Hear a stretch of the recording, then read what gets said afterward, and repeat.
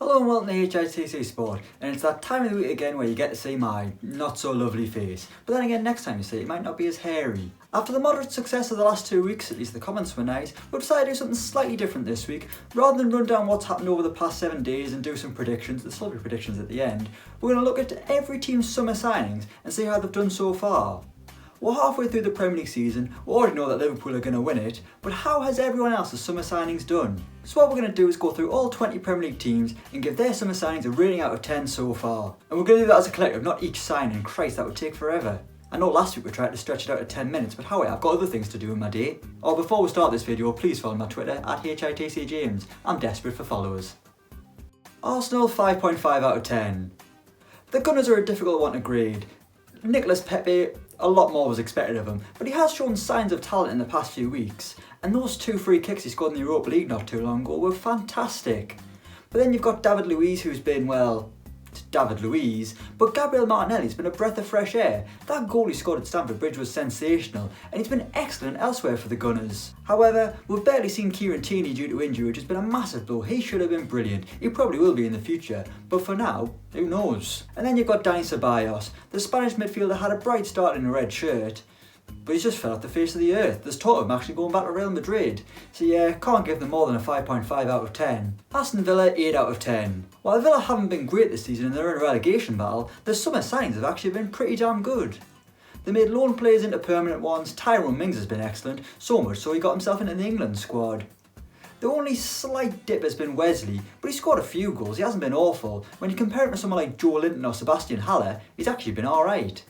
Bjorn Engels, fantastic. Ezri Konsa's done alright, although he was absolutely good when he didn't get that goal the other night. Trezeguet's shown flashes, as is Anwar El Ghazi, but we knew what he could do from the Championship. Douglas Luiz, he's scored some absolute crackers, and Marvelous Nakamba, he's been... I don't think he's been marvellous, I think it would be too cheap a joke. So yeah, we'll give them an 8 out of 10, pretty damn good. Bournemouth 4.5 out of 10. Eddie Howe's recruitment has come under a lot of scrutiny in recent weeks, and rightly so. Philip Billing, been alright, hasn't been sensational, but you know, they could do a lot better. Harry Wilson's been a great acquisition on loan, with the amount of goals he's scored. Some of the free kicks have been out of this world. It's no wonder he's so highly rated by Liverpool, but the thing is, he'd probably never play for them. Their other signings, Lloyd Kelly's never played, and Jack Stacey, I mean, much ado about nothing. So yeah, 4.5 out of 10. Brighton 9 out of 10. Who'd have thought at the start of the season that Brighton would probably have some of the best summer recruitment? Neil Maupay's been an absolute menace. Sure, he wants to fight the world and has got a slight case of little man syndrome, but he's been excellent in front of goal. Leandro Trossard, he's been great. Adam Webster, revelation, and I cost £50 million, and at the time it looked like an absolute waste of money, but now, money well spent. Aaron Moy, he's picked up where he left off at Huddersfield, and to be honest, Brighton are doing damn well. They haven't picked up as many points as they probably should have, but Graham Potter's got them playing decent football, and I hope they stay up. Burnley 5 out of 10. This rating would have been lower if it hadn't been for that absolute rocket that Jay Rodriguez scored. What a goal! The local lads came home to Turf Moor and he's been brilliant. The goal against Chelsea, that was mint. Don't think it was as good as the Man United one though. But Danny Drinkwater, what a waste of time. He was so bad, the centre back. He's gone to Aston Villa, he's been just as bad. Eric Peters has been alright, so yeah, we'll go straight down the middle and give him a 5 out of 10. Chelsea 7 out of 10. There's not really a lot to say here. They signed Mateo Kovacic just because it was the only player that could actually sign last summer. Been alright. He was better than he was on loan, so yeah, 7 out of 10. Crystal Palace 7.5 out of 10. Their big problem's been scoring goals, so instead they signed Jordan Ayew. But to be fair to the Ghanaian, who I've absolutely slated at times, and I will continue to do so because I'm not convinced, but he scored a fair few goals for them and won them loads of points. Their main signing is Gary Cahill though. The Premier League veteran has been absolutely sensational at Selhurst Park. Palace are brilliant at the back, and that's mainly down to Gary Cahill's leadership. Maybe he's one that Chelsea shouldn't have let go. Everton 3 out of 10. On my notes, all I've got written is, in capital letters, bad. That's the only word you can use to describe Everton signings. Andre Gomes was probably the best player they signed, but after that horrific injury we've not seen much of him. Gabamin, I think that's how you say his name, he's not played because of injury. Moise Keane only just scored his first goal, although he has gone through a rough time. Then who else have they got? Alex Iwobi? Djibril Sidibe's improved in recent weeks, but they should have signed a centre back. That's probably where they've went wrong. Everton have wasted a lot of money in recent years, and they're a long way away from being where they think they should be. Leicester City 8.5 out of 10. What is it with certain teams in the Premier League just being smart in the transfer window? That's no fun.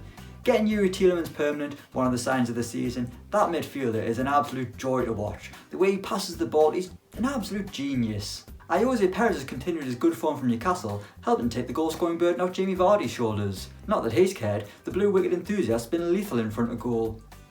Dennis Pratt's been alright, and James Justin's one to watch in the future, although I haven't seen much of him yet. But yeah, smart from Leicester. Bastards. Liverpool 6.5 out of 10. It was a quiet summer at Anfield, with the only major rival being Adrian, and that's just because they needed a backup goalkeeper. Adrian probably thought he was never going to play, he would just chill out for a year and probably win a trophy. Then in the first game of the season he was drafted in after Alisson went down with injury. The Spaniard held his own, but it was clear that Liverpool weren't as solid as they were when the Brazilian plays in goal. They also signed Harvey Elliott from Fulham, and in the games he's played, he's been excellent, a real one to watch and a future star at Anfield. Sepp van den Berg also arrived, and to be honest, there's not a lot we can say about him right now. He's young, he's a defender, and he's ginger. Can't have it all. Manchester City 6 out of 10. To be honest, expected more from City, but they've kind of been hindered by the defensive problems. Rodri was brought in as Fernandinho's heir, the only issue is that they both had to play, because Fernandinho's had to be centre back most weeks. However, Rodri has shown flashes of talent, and he scored some rockets, including one against Burnley over Christmas. Was it Christmas? It was a while ago anyway. But other than that, Angelino struggled, Cancelo struggled. Not great recruitment by City, but Cancelo will certainly improve, whereas Angelino, I think he was just brought in because they could sign him. Manchester United 7 out of 10. When you consider what's going on at Old Trafford, this rating might be considered a bit high, but when you just look at who they signed, they've done alright. Aaron Wan-Bissaka one-on-one is probably one of the best fullbacks in the Premier League. The way he marshalled Raheem Sterling not too long ago was sensational. Sure, offensively he's not brilliant, but that'll come with time. Dan James, he's only a young kid who's made the step up from the Championship, and he started the season excellently. He's electric. Is he the second coming of Ryan Giggs? Probably not, but still, he's done alright. And then Harry Maguire. Harry Maguire. He's now Man United captain, but to be honest, the price tag's weighing heavy on him. He was never worth £80 million. He never asked to be bought for £80 million. But Man United panicked, they needed a big centre-back, and they went for Harry Maguire. He hasn't been the Van Dijk figure they expected, but he also hasn't been terrible. Still, the Red Devils need to do a lot more if they want to be at the same level of Liverpool and Man City. Newcastle United 5.5 out of 10. It was a mixed bag for Newcastle over the summer, but the good slightly outweighs the bad.